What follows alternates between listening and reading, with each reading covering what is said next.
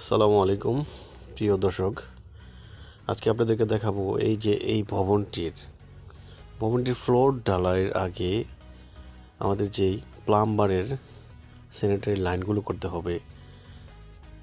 এই ড্রয়িং অনুযায়ী দেখুন, ইঞ্জিনিয়ারিং প্ল্যানিংয়ের কাজটি হচ্ছে।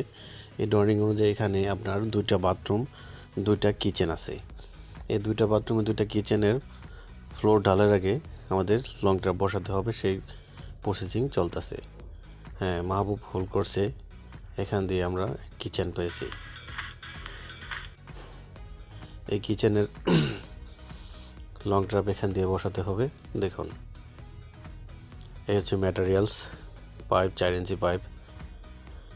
তো কিচেনের লং ট্রাপ আমাদের হয়ে গেছে। দেখুন, সুন্দর করে স্পিড লেভেল দিয়ে মেজারমেন্ট করতে হবে যাতে কোনো দিকে বাঁকা না থাকে। ওকে, হয়ে গেল কিচেন। এখন এটা হচ্ছে আপনার আরেকটা বাথরুমের, এটা বাথরুমের পানির লাইন, টয়লেটের পানির লাইন এই লং ট্র্যাপ দিয়ে আসবে। দেখুন,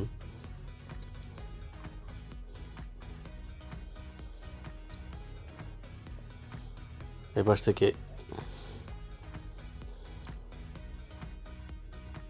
পানির লাইন লং ট্র্যাপ থেকে আসবে। এই মাপটা নিলাম, মাহবুব পাইপটি সুন্দর করে কাটছে।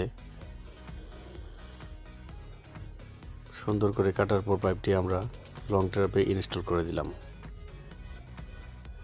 সুন্দর করে গুলো করে ইনস্টল করে দিতেছি যাতে কোনো প্রকার লিক না থাকে, যাতে না থাকে। বাস সুন্দর করে লাগিয়ে দিলাম।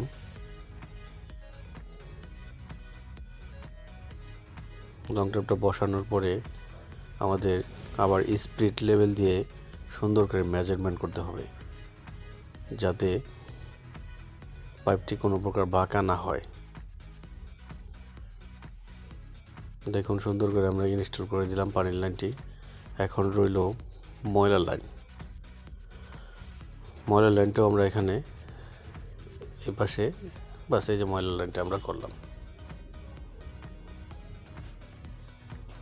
দেখুন, লেভেল সুন্দর করে করা হয়েছে। তো প্রত্যেকটা কাজই এভাবে আপনাদের স্পিড লেভেল দিয়ে করতে হবে, মেজারমেন্ট ঠিক রাখতে হবে, না হলে কিন্তু আপনার কাজ সুন্দর হবে না এবং কাজ ভুল হবে। ভুলভাল কাজ তো করা যাবে না, এটাই হচ্ছে কাজের নিয়ম। মাপজোক ঠিক রেখে সুন্দর করে কাজ করতে হবে। এটা হচ্ছে আমাদের প্যানের লাইন, এটা হচ্ছে মলের লাইন। এখানে আমরা একটা প্যান বসাবো এবং ওই পাশে জালি থাকবে।